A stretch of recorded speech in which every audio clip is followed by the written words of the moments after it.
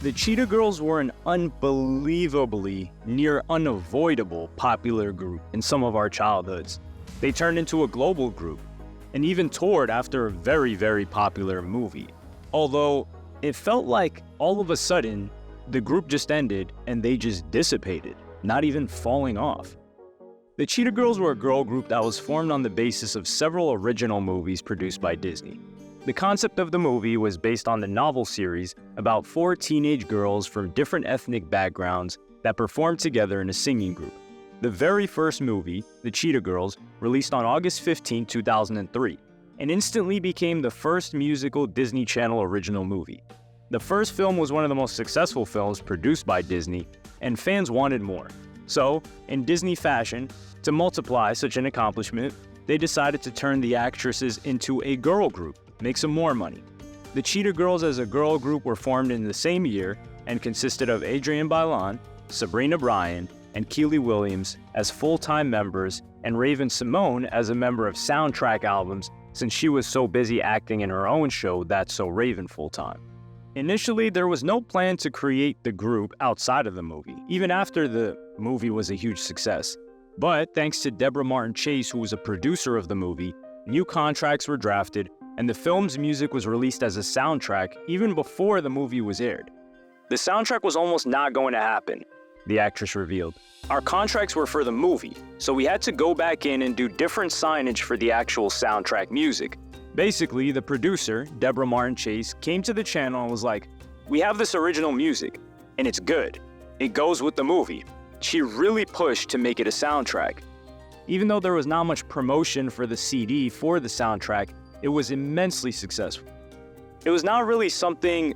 The channel had never put out a soundtrack for any of their Disney Channel original movies because they had never done a musical before.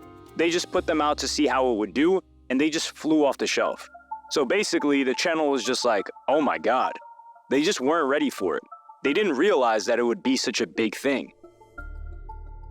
The soundtrack album included songs from the movie, among which were Cheetah Sisters and Cinderella. The album went platinum twice, selling over 2 million copies. And after these results, Disney made the decision to gather a real-life group. Though, the group was a trio, as like we said, Raven Simone was focused on her own career. At the end of 2004, the trio recorded for the first time. It was the remake of I Won't Say I'm in Love from the Hercules soundtrack. The song was on the Disney Mania 3 album, and after this remake was enjoyed by many fans, the Cheetah Girls were asked to film a live DVD special starring them performing the remake at Disneyland. Fans loved it, so the trio was asked to record a Christmas album. They're just hitting every profitable angle and holiday. So the first album, Cheetah-licious Christmas, that the group recorded was a collection of Christmas-themed songs, several original songs, including one that was supposedly written by all 3 girls. The album was released through Walt Disney Records and peaked at number 74 on the Billboard 200 albums charts. Cheetah-licious Christmas, which was a lead single, was instantly popular and played numerous times on Radio Disney. Soon the music video for the song was released and, of course, shown on the Disney Channel. 5 More Days Till Christmas was the second single from the album and was released only on Radio Disney. We were kind of becoming a real music group, and we're like, okay, so we did a Christmas album, and then they're like, this is so good, we want to do a Christmas tour. Would you guys be interested? We were like, okay, and we went on a Christmas tour.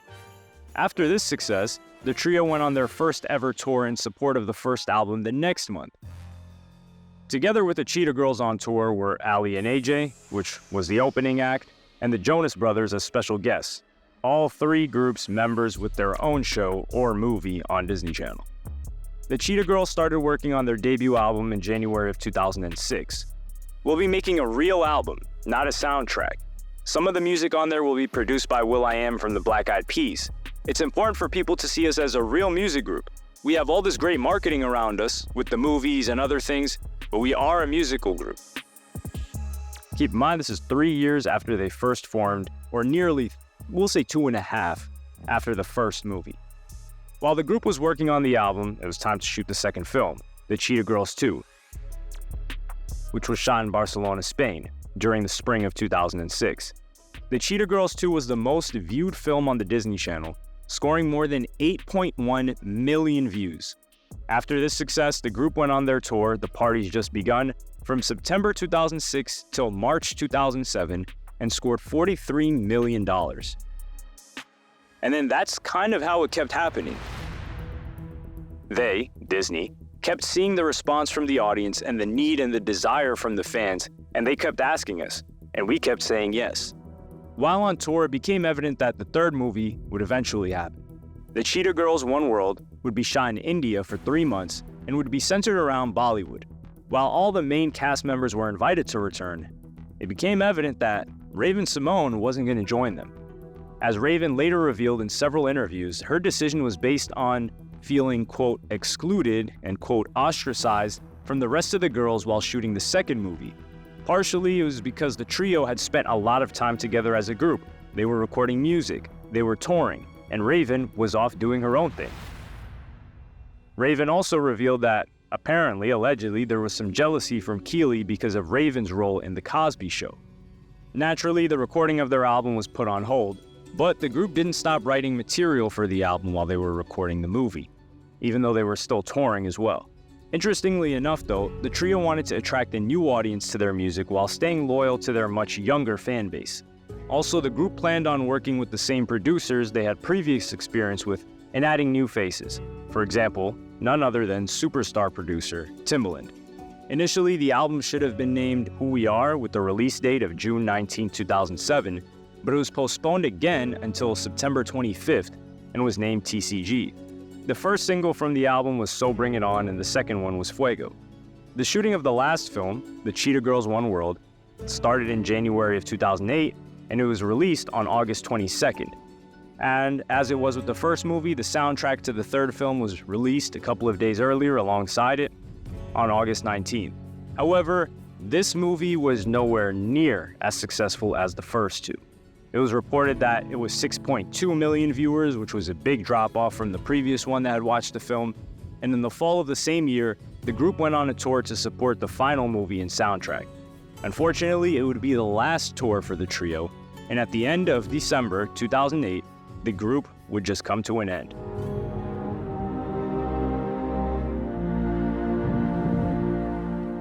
With Raven being absent in the third film, some fans made an assumption that the lowest ratings of the movie were because of her departure from the Cheetah Girls franchise, which is a good assumption to make. It was true that Raven added to the sound of the group in the movies, but the trio managed to carry on with performances for quite some time. While there isn't one particular reason why the group would just come to an end, there are some factors and rumors that are definitely worth mentioning. The first is difference in priorities. One of the theories about why the Cheetah Girls broke up had to do with members' personal career goals and priorities. After the end of the trilogy, it was rumored that each member wanted to focus on solo endeavors and personal projects, which naturally led to them moving in different directions.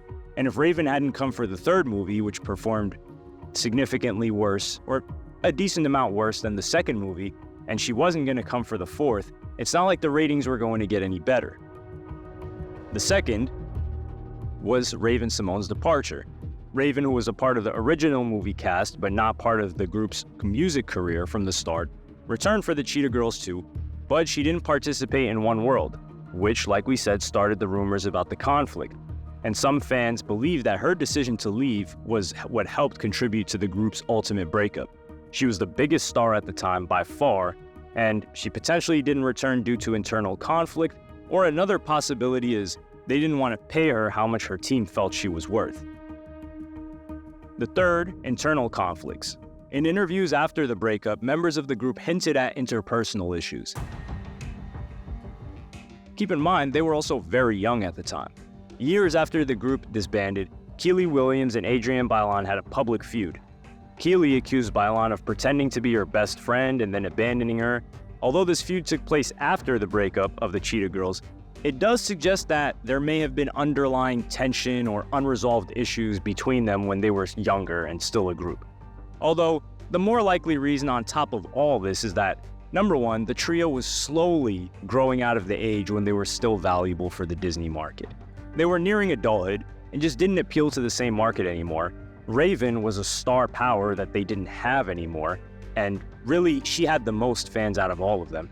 And their fans had just grown up. and the new kids needed a new set of stars that were in their age group. Many years after the split, in 2020, Raven and Keeley decided to clear the air about numerous, quote, catfights that happened behind the scenes.